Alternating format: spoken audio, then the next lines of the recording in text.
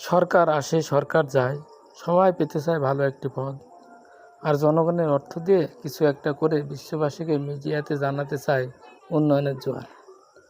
আর এভাবে যেতে যেতে সবাই ভুলে যায় বাংলাদেশের নদীগুলো খননের কথা। কেউ কেউ নদী খননের কথা ভাবলেও নদী খনন করে ঠিক যেন ড্রেনের মতো। ভালো করে লক্ষ্য করে দেখবেন, অনেক নদীতে বর্ষা মৌসুমে পানি থাকলেও শীতকালে মোটেই পানি থাকে না। এসব নদীতে ছেলেমেয়েরা এ সময় বিভিন্ন খেলাধুলা করে, অথচ একসময় এসব নদীতে সারা বছরই লঞ্চ, স্টিমার, ছোটো নৌকা যাতায়াত করত।